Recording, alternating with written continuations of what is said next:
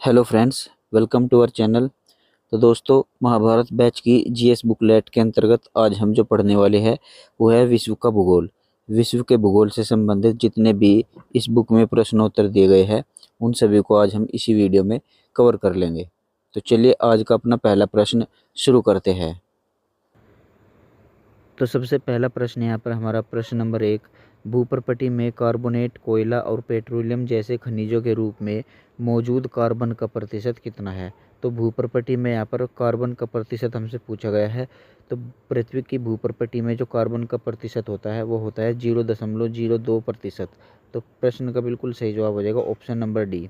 बात करें यहाँ पर भूप्रपटि में सर्वाधिक मात्रा में पाई जाने वाली अधातु या फिर सर्वाधिक मात्रा में पाए जाने वाला तत्व कौन सा है। तो पृथ्वी की भूप्रपटि में सर्वाधिक मात्रा में पाई जाने वाली अधातु जो है वो आपकी ऑक्सीजन हो जाती है, जो कि 46% के आसपास होती है। ठीक है, तो प्रश्न का सही जवाब है ऑप्शन नंबर डी। अगला प्रश्न यहाँ पर प्रश्न नंबर 2। उस बिंदु को क्या कहा जाता है जहाँ भूकंप के दौरान ऊर्जा का निष्कासन होता है। तो देखिए, जब भूकंप आते हैं तो पृथ्वी के जिस केंद्र से तरंगे भूकंप की चलती है तो उस केंद्र को यहाँ पर अवकेंद्र कहा जाता है। ठीक है, वहीं पर बात करें जब भूकंप की तरंगे अवकेंद्र से चल देती है और जब धरातल पर आकर टकराती है तो जहाँ पर ये भूकंप की तरंगे आकर टकराती है उसको कहते हैं अधिकेंद्र। ठीक है, तो इस प्रश्न का सही जवाब है ऑप्शन नंबर डी। अगला प्रश्न यहाँ पर प्रश्न नंबर 3। पृथ्वी के क्षोभ मंडल में सबसे प्रचुर गैस कौन सी है। तो देखिए, पृथ्वी का जो क्षोभ मंडल है उसमें जो सर्वाधिक प्रचुर मात्रा में गैस पाई जाती है वो है आपकी नाइट्रोजन। ठीक है, तो प्रश्न का सही जवाब है ऑप्शन नंबर ए। अगला प्रश्न यहाँ पर प्रश्न नंबर 4। सक्रिय ज्वालामुखियों की मौजूदगी के कारण निम्नलिखित में से किस क्षेत्र को रिंग ऑफ फायर कहा जाता है। तो इस प्रश्न का सही जवाब हो जाएगा ऑप्शन नंबर बी, प्रशांत या फिर पैसिफिक सागर। ठीक है, अगला प्रश्न यहाँ पर प्रश्न नंबर 5। प्रेरी या पेरीज खालिस्तान में शीतोष्ण घास के मैदान होते हैं, यानी प्रेरी जो घास के मैदान होते हैं ये कहाँ पर पाए जाते हैं। तो उत्तरी अमेरिका में प्रेरी नामक घास के मैदान पाए जाते हैं। ऑप्शन नंबर ए प्रश्न का बिल्कुल सही जवाब है। अगला प्रश्न यहाँ पर प्रश्न नंबर 6। निम्नलिखित में से कौन सा पड़ोसी देश एक भूमिबंध देश है। देखिए, भूमिबंध देश किसको कहते हैं कि लैंड लॉक कंट्री। ठीक है, यहाँ पर लैंड लॉक कंट्री पूछा गया है, यानी ऐसा देश जिसकी सीमा पर समुद्र तट नहीं है। ठीक है, यानी उसकी सीमा के चारों ओर जो है भूमि ही भूमि है, समुद्र उससे लगता ही नहीं है। ठीक है, तो ऐसे लैंड लॉक कंट्री जो है यहाँ पर भूटान हो जाएगा। भूटान के चारों ओर कोई भी समुद्री तट नहीं है, ये चारों ओर भूमि से ही घिरा हुआ है, इसलिए इसको लैंड लॉक कंट्री कहते हैं। ठीक है, अगला प्रश्न है यहाँ पर प्रश्न नंबर 7।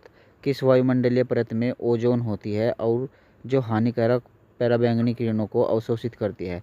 तो देखिए, जो ओजोन परत होती है वो आपकी समताप मंडल में होती है। ठीक है, बेसिकली हमारे वायुमंडल की 5 परतें होती है, जिसमें सबसे नीचे परत जो होती है वो हो जाती है क्षोभ मंडल, फिर दूसरी हो जाती है समताप मंडल, उसके बाद होती है मध्य मंडल, फिर उसके बाद आयन मंडल और उसके बाद होती है बहिर्मंडल। ठीक है, ये 5 परतें आपकी होती है। ठीक है, और जो ओजोन परत पाई जाती है वो आपकी समताप मंडल में पाई जाती है। तो प्रश्न का सही जवाब है ऑप्शन नंबर बी।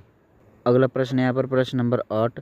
ग्वादर बंदरगाह किस देश में स्थित है। तो ग्वादर बंदरगाह जो है वो पाकिस्तान में स्थित है। प्रश्न का सही जवाब है ऑप्शन नंबर ए। अगला प्रश्न यहाँ पर प्रश्न नंबर 9। 1912 में महाद्वीपीय विस्थापन सिद्धांत का प्रस्ताव किसने रखा था। तो देखिए, महाद्वीपीय विस्थापन सिद्धांत मतलब जो महाद्वीप है वे यहाँ पर विस्थापित हो रही है, थोड़ा थोड़ा खिसक रही है। तो ये जो सिद्धांत दिया था ये सिद्धांत दिया था आपका अल्फ्रेड वेगनर ने। ऑप्शन नंबर बी प्रश्न का बिल्कुल सही जवाब है। अगला प्रश्न यहाँ पर प्रश्न नंबर 10। वह प्रक्रिया जिसके द्वारा वायु में जलवाष्प जल की बूंदों में परिवर्तित हो जाती है क्या कहलाती है। तो देखिए, वायु में जो जलवाष्प होती है उसका जल की बूंदों में बदल जाना ये संघनन की क्रिया के द्वारा होता है। तो प्रश्न का सही जवाब है ऑप्शन नंबर बी। अगला प्रश्न यहाँ पर प्रश्न नंबर 11। स्वेज नहर किस दो जल निकायों को जोड़ती है। तो स्वेज नहर जो है भूमध्य सागर और लाल सागर को आपस में जोड़ती है। तो ऑप्शन नंबर बी प्रश्न का बिल्कुल सही जवाब है। अगला प्रश्न यहाँ पर प्रश्न नंबर 12। निम्नलिखित में से किस ग्रह को आंतरिक ग्रह माना जाता है। तो देखिए, आंतरिक ग्रह यहाँ पर कहा जाता है ऑप्शन नंबर डी शुक्र ग्रह को।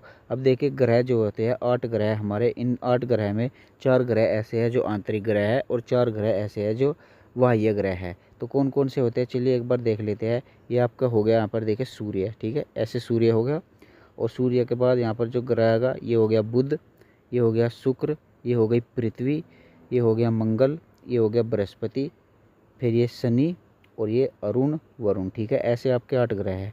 तो जो शुरू के 4 ग्रह हैं देखिए, बुध शुक्र पृथ्वी मंगल, ये शुरू के जो 4 ग्रह हैं, ये 4 ग्रह यहाँ पर आंतरिक ग्रह कहे जाते हैं, और बाकी के जो 4 ग्रह हैं ये यहाँ पर आपके बाह्य ग्रह कहे जाते हैं, ठीक है। बुध शुक्र पृथ्वी मंगल, मंगल तक आपके चारों ग्रह हैं ये आंतरिक ग्रह, और मंगल से आगे बृहस्पति शनि अरुण वरुण ये आपके बाह्य ग्रह कहे जाते हैं, ठीक है। तो प्रश्न का सही जवाब हो जाएगा ऑप्शन नंबर डी। अगला प्रश्न है यहाँ पर प्रश्न नंबर 13, उत्तरी अमेरिका के आंतरिक भागों में पाए जाने वाले घास के मैदान क्या कहे जाते हैं।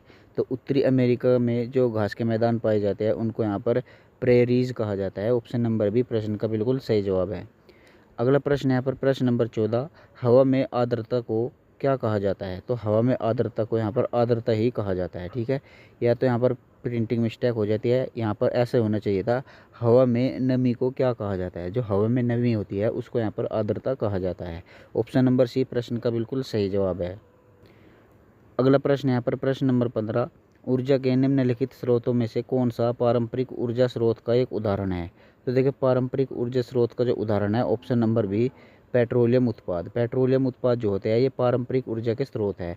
पारंपरिक ऊर्जा स्रोत किनको कहते हैं, इनको यहाँ पर अनवीकरणीय स्रोत भी कहा जाता है। मतलब अगर आपने इनको एक बार खर्च कर दिया, इनका एक बार यूज़ कर लिया, तो इनको आप दोबारा से प्राप्त नहीं कर सकते। जैसे कि पेट्रोल हो गया, कोयला हो गया, डीजल हो गया, ठीक है। अगर एक बार ख़त्म कर दिया, एक बार इनको जला दिया, तो ये समझो जल गई, दोबारा से थोड़े ही रिकवर हो जाएंगे। लेकिन इसी के विपरीत आपके होते हैं नवीनकरणीय स्रोत, जिनको यहाँ पर गैर पारंपरिक स्रोत भी कहा जाता है। अब उनमें से कौन कौन से होते हैं, जैसे कि आपकी सौर ऊर्जा हो गई, ठीक है। जैसे कि सौर ऊर्जा हो गई, आपने सौर ऊर्जा से यहाँ पर कोई बैटरी चार्ज की, जब बैटरी डाउन हो गई तो आप फिर से अगले दिन सूरज निकलेगा, फिर से आप सौर ऊर्जा प्राप्त कर लोगे, ठीक है। यानी ऐसे स्रोत जो बार बार प्राप्त किए जा सकते हैं उनको यहाँ पर गैर पारंपरिक ऊर्जा स्रोत कहते हैं, या फिर उनको नवीनकरणीय स्रोत कहा जाता है, ठीक है। तो प्रश्न का सही जवाब है ऑप्शन नंबर बी पेट्रोलियम उत्पाद। अगला प्रश्न यहाँ पर प्रश्न नंबर 16, उत्तरी अमेरिका की 5 विशाल झीलों में से सबसे बड़ी झील कौन सी है। तो देखिए उत्तरी अमेरिका की जो सबसे बड़ी झील है वो है आपकी सुपीरियर झील। ऑप्शन नंबर ए प्रश्न का बिल्कुल सही जवाब है। बाकी जो तीनों झील यहाँ पर दी गई है, ओंटारियो झील, ईरी झील, ह्यूरन झील, ये भी आपकी उत्तरी अमेरिका में ही पाई जाती है। तो अगला प्रश्न यहाँ पर प्रश्न नंबर 17, निम्नलिखित में से किसे तरल सोना कहा जाता है। तो देखिए तरल सोना जो कहा जाता है वो पेट्रोलियम को कहा जाता है। ऑप्शन नंबर सी प्रश्न का बिल्कुल सही जवाब है। अगला प्रश्न यहाँ पर प्रश्न नंबर 18, वायुमंडल की सबसे बाह्य परत कौन सी है जो धीरे धीरे बाह्य अंतरिक्ष में विलीन हो रही है। तो देखिए वायुमंडल की 5 परतें मैंने अभी आपको बताई थी। सबसे नीचे यहाँ पर क्षोभमंडल, फिर समताप मंडल, फिर मध्यमंडल, फिर यहाँ पर आयन मंडल, और ये हो गया बहिर्मंडल। जो बहिर्मंडल है ये आपकी धीरे धीरे बाह्य अंतरिक्ष में विलीन हो रही है, ठीक है। तो प्रश्न का सही जवाब हो जाएगा ऑप्शन नंबर सी बहिर्मंडल। अगला प्रश्न यहाँ पर प्रश्न नंबर 19, ओजोन की सबसे अधिक मात्रा किस मंडल में पाई जाती है। तो देखिए ओजोन परत जो है वो आपकी समताप मंडल में पाई जाती है। ऑप्शन नंबर ए प्रश्न का बिल्कुल सही जवाब है। अगला प्रश्न यहाँ पर प्रश्न नंबर 20, वेल्ड घास का खुला मैदान, खाली स्थान में समशीतोष्ण घास के मैदान होते हैं। यानी वेल्ड्स जो है घास के मैदान ये कहाँ पर पाए जाते हैं।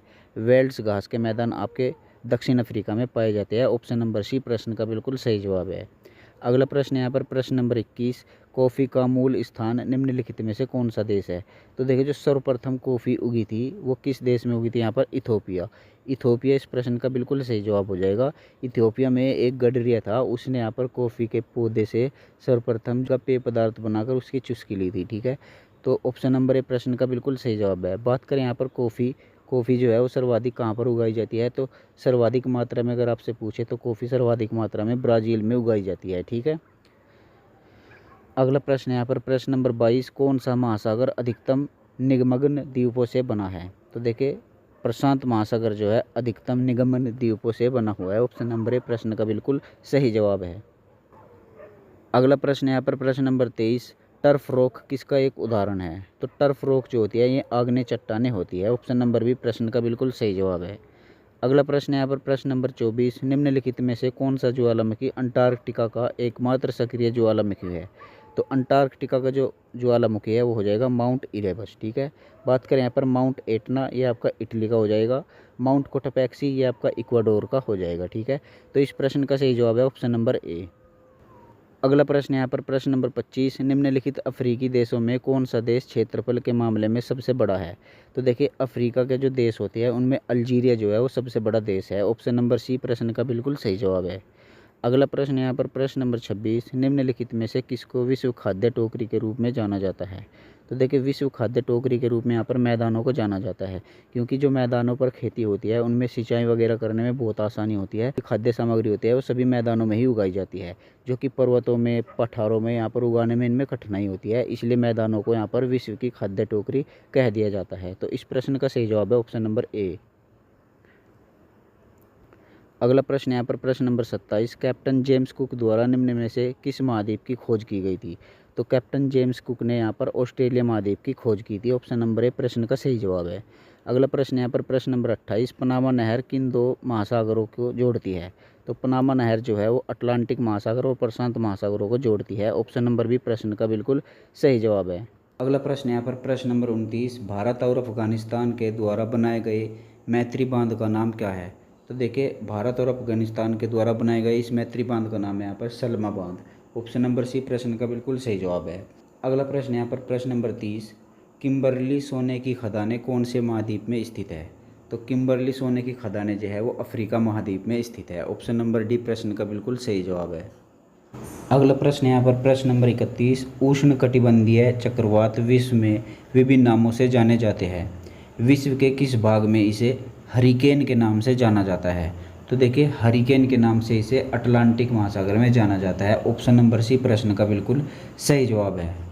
अगला प्रश्न यहाँ पर प्रश्न नंबर 32, किस महाद्वीप में कोई ठंडा मौसम नहीं है। तो देखिए अफ्रीका महाद्वीप में कोई भी ठंडा मौसम नहीं है, क्योंकि अफ्रीका महाद्वीप जो हो गया वो भूमध्य रेखा पर स्थित हो गया, और भूमध्य रेखा पर तो भाई साहब सूरज जो है कति गुस्से में खड़ा रहता है। ठीक है, तो प्रश्न का सही जवाब है ऑप्शन नंबर ए।